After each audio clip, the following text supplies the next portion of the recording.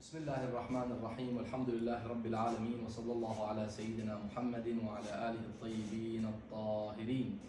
اللهم صل على محمد. اللهم انطقني بالهدى والهمني التقوى ووفقني للتي هي أزكى. اللهم أخرجنا من ظلمات الوهم وأكرمنا بنور الفهم وافتح علينا أبواب رحمتك وانشر علينا خزائن علومك برحمتك يا أرحم الراحمين. وصل اللهم على سيدنا محمد وعلى آله الطيبين الطاهرين. اللهم صل على محمد. قال الله الحكيم في كتابه الكريم: بسم الله الرحمن الرحيم. رب اجعلني مقيم الصلاة ومن ذريتي ربنا وتقبل دعاء. My Lord, make me a maintainer of prayer and my descendants as well. Our Lord, accept my supplication. Parenting in Islam. This is a very broad, multi-dimensional topic. Cannot be absorbed or discussed within the limits of 40 minutes, 45. Hence, what I decided to do in the interest of time to be effective in what we present, inshallah, is to highlight two very important and underlying principles for Islamic parenting. Oftentimes, when we talk about parenting, the focus is on how to deal with the child, what to do with the child. But all that would not be effective if we don't go down to the roots of parenting. These roots or underlying principles could be many, but I chose two that I feel are very important and relevant in our society and community today. The first one, which I will mention, may sound like it's simple, but I'll try to dive deep into it and give examples so that we understand that it's not as simple as it sounds. The first principle is that the parents, the mother and father, if we're talking about a household that has two parents, or the single parent, if it's just, for example, a mother raising the children or a father raising the children, the parent or parents must both strive to be righteous in all of their affairs for parenting to be effective. And I'll give you examples. Now look at the verse, let's reflect on the verse that we began with. رَبِّ اجْعَلْنِي مُقِيمَ الصَّلَاةِ. What does Ibrahim ask for? Does he say رَبِّ اجْعَلْ أَبْنَائِي مُقِيمِ الصَّلَاةِ and me? No. He says me first. رَبِّ اجْعَلْنِي مُقِيمَ الصَّلَاةِ وَمِن ذُرِّيَّتِي رَبَّنَا وَتَقَبَّلْ دُعَاء. So he begins with this singular pronoun, Rabbi, my Lord. Then he goes into the plural pronoun, our Lord. Meaning that if I am not righteous and I'm not maintaining salah, then there's no way I can have my children be righteous and maintain salah. So Rabbi, ij'alni muqim as-salah. The first person I have to continuously work on is me as a parent, as a father, is me as a mother. Otherwise, all these tips that you receive and all the books that you read about parenting will not be effective. I'll give you examples. A parent could engage in different behaviors that are considered to be immoral, unethical, un-Islamic, and these akhlaq or these immoral behaviors have an effect on the child, first and foremost if they witness them, and also even if they don't witness them. And I'll tell you how, even though they don't witness them, they could still have a serious detrimental effect or impact. Let me highlight some of these examples that may be seen in a household as normal day-to-day things. Raising the voice at one spouse. Just raising the voice. So when I speak to my wife, I am yelling at her, and vice versa, when she speaks to me, she's yelling at me. That raising of the voice, which in many families is seen as, well, normal, we're couples, we argue, we fight, but that destroys the effect of parenting. Because what ends up happening is that child will subconsciously receive the message that it's okay to disrespect others. And that my parents don't deserve respect. I can even yell at them. Why? Because if they yell at one another, I can yell at them.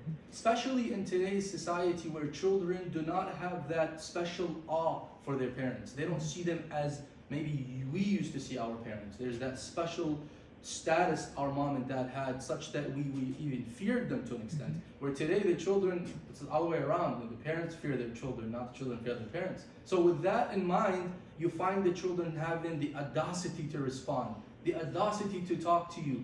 You know, my 5-year-old can come and stand and tell me, you know, sometimes what to do or not to do. Why? They have this audacity, and we're not going to get into why they have this audacity and how this came about. But in general, by me raising my voice at my wife and vice versa, this cultivates more of their audacity and more of their rudeness, so to speak. Using a vulgar language. Sometimes, unfortunately, the justification for this is, well, I was angry. No. This is a huge problem. Oftentimes when a child comes to school and they are heard saying a bad word, the first thing that comes to mind is they learned it at home. They learned it at home. Because if you're telling me a 5-year-old knows the F word, there's no way this 5-year-old went outside, played in the street. Our children today don't play in the streets. Maybe in the East, children go out and play in the street with others. But here we are so keen on making sure our children are within our spaces. We observe them and see them. So there's no way they would have learned it from the street. They must have heard it at home. And this is where the parents have to understand that if they are not aligned on how to deal with one another in front of their children, all the parenting tips and all the other principles of parenting would not be effective. Hence, I think this is very essential. Another one is making false promises to the child. That is a huge problem. Or lying. Or if the child witnesses that the parents are lying to one another. Our children are very smart, by the way. They pay attention to the most little things. When the parent lies either to the child or to the siblings of the child or to their spouse, the child can sense that, can see that. Especially when the promises are made and they're constantly broken. The parent says to the child, I will do this. Or he tells the mother, I will do this. Or the mother says to the father, I will do this. And they end up not doing it, not abiding by it. What does that teach the child subconsciously? It teaches them that you don't have to keep your word. You don't have to be responsible. You can breach any covenant. And you can do whatever you like. Another example is gossiping, backbiting in front of the child. Oftentimes children learn that from home. In fact, they learn animosity and holding grudges against others from home. Why? Because if at home the mother and the father are sitting and talking about and venting to one another about their problem with other members in the community or their problem with their co-workers at work or whatever it may be, the child's hearing this and they're learning that it's okay to talk about other people. It's okay to bring about drama that is outside into the home and discuss it. And this teaches the child, yet you do it in front of them, they will never listen to you and they will never consider this as a serious issue. Spending a lot of time on their gadgets. Parents, when they do that in the presence of their children, also teaches them indirectly that when we are sitting as a family, it doesn't matter that we are giving each other the real attention that is needed. Rather, we can just be all on our phones. And we see this a lot.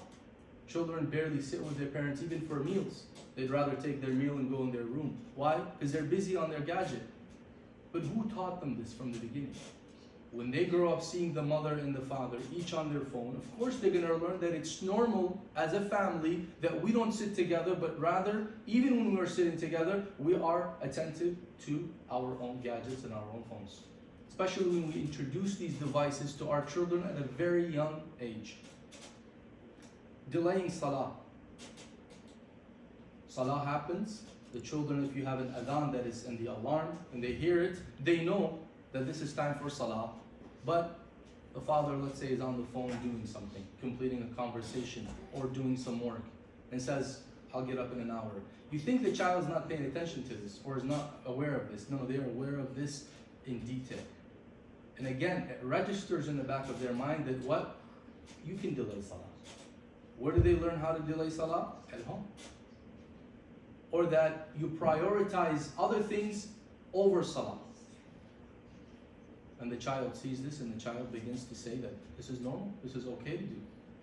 And then you say to the child, you need to pray on time. The child in the back of their mind saying, well, you don't do that. Why should I do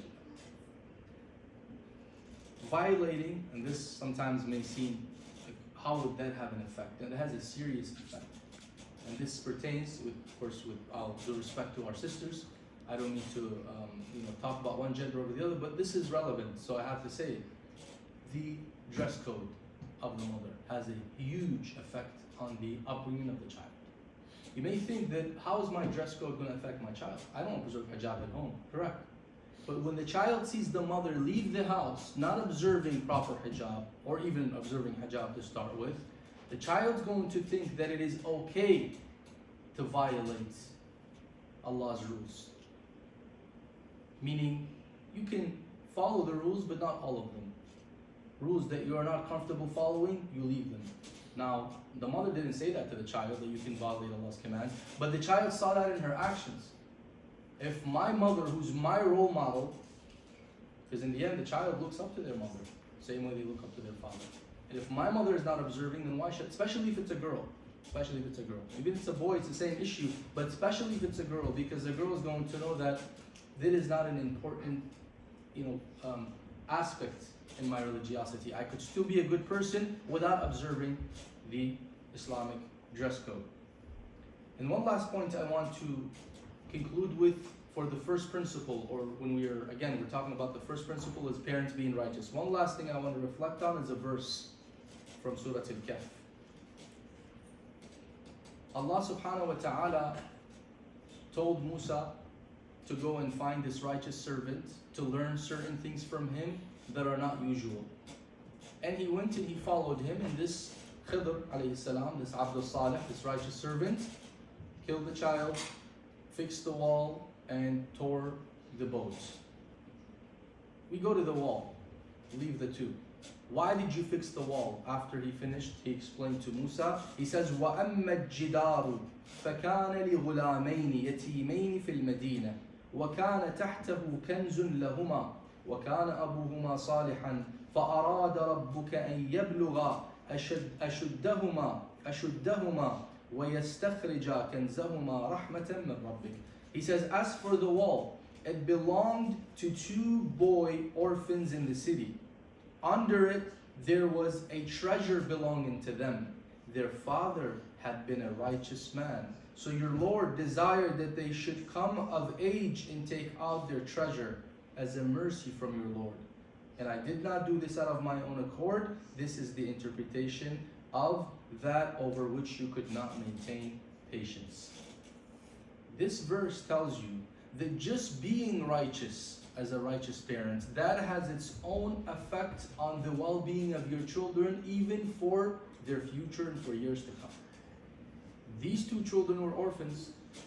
Allah subhanahu wa ta'ala gave these orphans special attention and made the righteous servant take one of Allah's messengers with him to fix the wall so that their treasure remains hidden and protected until they become older.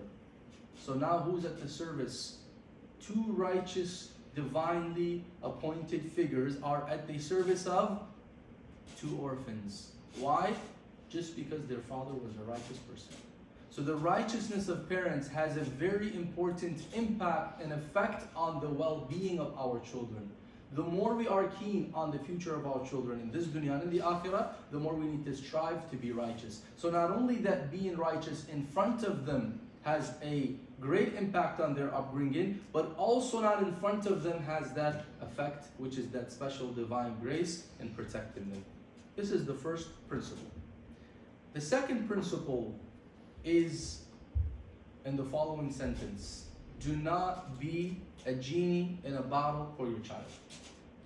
Do not be a genie in a bottle. A lot of parents are a genie in a bottle for their children. Whatever their children ask for, they get. When I get my child used to hearing yes, this child's going to grow up not understanding what no means, and is not going to react well with no's. I remember over 15 years ago in one of the communities, one family, multiple, but I'll use one of them as an example, became wealthy in no time. What did the father do to become wealthy? That's not my business. But they became wealthy, very wealthy. And they became, very spoiling towards their children. You'd find their children wearing the most expensive clothes, nicest cars, and we're talking about, teenagers here. A couple of years passed, 3, 4, things went downhill for the father, lost everything. But these children have been used to receiving yes in whatever they wish for. Because the father could not provide, months later we hear that the child is caught stealing a jewelry store and was placed in prison. Why would you think the child would resort to such a behavior? Because the parents have gotten him used to a specific lifestyle and that there's no such thing as a no. You get whatever you want, such that when he lost everything, he had no restrictions and limitations. I need to get what I want, even if it had to be committing a crime and robbing and so on and so forth. So we set our children up for failure if we continuously say yes. It's not a good thing to also say no all the time, but we have to be very moderate in what we give our children. Especially when our children don't understand the dangers of these things that we give them. Especially when it's a gadget that has a lot of destructive effects to it, such as the PS5 or PS6, whatever it may be. These gadgets appear to be for entertainment, but they are absolutely detrimental to our children, especially the current ones. The damage that they do to our children's mental health and spiritual health is far beyond. And unfortunately, it is seen as, well, this is just, an entertaining game. Yes, Nintendo, the first one that came out when we were younger, that was Mario, for those who remember Mario, that was safe. That was very safe. This is a person who's trying to, go from one level to the other and achieve different, fun things. But today, you're talking about people are using vulgarity against one another as they are competing and fighting, violence that is being taught to them through these games. And also, one of these games, or many of these games, have one common denominator, and that is to live a life that you design on your own. I once witnessed it where the children are saying, oh, I'm about to go here. So now, where are they going? To a bar. Where are they going? To a nightclub. Where are they going? To a party. Where are they going? To buy this new car. Where are they going? To do this, to do that. When the child makes his own virtual world without any restrictions, thinking that, well, this is just a game. It's not haram to go to the bar in a game. It's not haram to do this in a game. What ends up happening is that child's training their mind that this is the life to live. And when they become older and independent, they want to materialize what they have played and what they have enjoyed in real life. So see, the dangers of these games is no longer that it's just wasting their time or getting them addicted. It's actually making them understand life in a very wrong way and turning their minds and playing with the settings of their minds to turn it into a very secular mind, a mind that does not understand limitations and restrictions. We have to teach our children that not everything they wish for, they receive. There was a man who used to give his child an allowance years ago of $5 a week. And this man once was approached by his son, who was about 7, 8, 9, just in that age. And I'm talking 20 years ago when $5 was something. Today you give $5 to a child, they don't take that as an allowance, but $5 for the week. So he says, Father, I have a question for you. This is the father telling me the conversation between the child and the father. He says, how many days are in the week? He said 7. He said, would you give me $5 a week? You should give me $7 a week, to be fair. You give me $5 for the whole week as an allowance when the days of the week are 7. So you should be giving me 7 and not 5.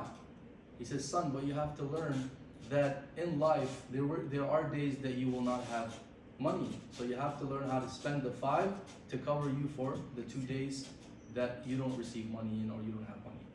This was a wise father trying to teach a child to manage. Well, the father could easily give him 7. It's not a big deal. But he wants to teach him a lesson. Meaning that we want to teach our children that they cannot take everything for granted. Whatever they wish for, there needs to be some type of work that has to be done.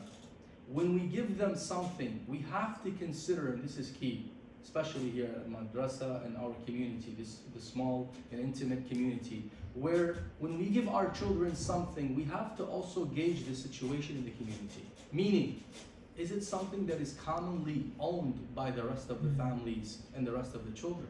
Because then we will create a lot of issues for other families. I am wealthy, okay, alhamdulillah, I am wealthy. I can buy my child the most expensivest of things. But that child goes into a ZM or goes into one of our programs and they see their peers and they start boasting in front of them. The peers that are not capable of this would begin to have ill feelings towards that child. This is how bullying begins. And this is how envy begins. So now we're setting up our child to be envied by others. We're setting our child to be arrogant, to be boastful in front of others by thinking that, well, he deserves this, I want to give him this because I have. When I was a child, I couldn't have it. I want to see my children have whatever I wished for. But this is just emotional motives. We need to think rationally, not just emotionally. The child cannot be given anything without these considerations. In fact, when you know that certain things that you wish to give to your child are valuable and would cause others to envy them, as a father, as a mother, as a parent, you should be keen on making sure they understand that this is not something, if you really choose to give it to them, that they should show to others and boast to others about. You have to teach them to treat things with confidentiality to an extent. Yusuf alayhi salam, when he saw the dream, and he went to his father, what did his father tell him? What was his first advice? قال يا بني لا تقصص رؤياك على إخوتك فيكيدوا لك كيدا إن الشيطان للإنسان عدو مبين. Who did Yaqub alayhi salam warn Yusuf against? The community? No, his own brothers. Why? He says, you have received something that they did not receive. And who gave it to him? Yaqub? No, Allah subhanahu wa ta'ala. Even something that was given to him by Allah, sometimes something, a blessing given to you by Allah, you sometimes need to hide it. Why? Because not everyone can handle seeing that you have something that they don't have. Their natural reaction is envy, hasad. And envy doesn't stay in the heart for most people. It turns into animosity and it could turn into aggression, like what happened with the brothers of Yusuf. And by the way, he didn't tell them his dream. If he told them the dream, they probably would have killed him on the spot. They didn't tell him the dream. They were just envious of him from the start. But the father was so worried that he said, this dream specifically you can't relate to them because they already have, this envy of you. It's going to get even worse if they find out. And he didn't. He followed his father's command. He didn't tell them the dream. But they still planned and took him and threw him in the well, as you know. This is what we have to teach our children. That when you have something, don't take it for granted. And if you have something that others don't have, you have to be careful. This will cause others to be envious of you. But when they are young and they don't understand these things, we should not equip them or give them the things that would create that problem. We have to be mindful of our community. What is the average level, the average economic level of the families in the community? And let us deal with that as a standard. But if my son is coming in with things that are very expensive and no one can afford, of course that's going to create problems within the community. Be it clothing, be it gadgets, be it jewelry, whatever it may be. Inshallah, I'll keep it to these two as we are running out of time. We want to keep some minutes for some of your questions and answers. And inshallah, for future sessions, we can dive or delve even more in detail in these issues and more issues. But I really want to stress the importance of these two underlying principles. You cannot raise children to be righteous if you as a parent are not raising yourself and striving to be righteous. The course of righteousness, the path of righteousness does not end. There's no graduation day.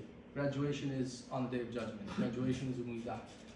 Really, this is a continuous process. We're always, as much as we are keen on raising the children, we have to raise ourselves and be cognizant and aware and mindful of our own behaviors. And the second principle, in brief, is to watch what you give your children and to be mindful of the community at large. Walhamdulillahi Rabbil Alameen. Wa sallallahu ala Sayyidina Muhammad wa ala alihi at-tayyibin at-tahirin. اللهم صل على محمد. reflections, questions, comments, don't hesitate to ask.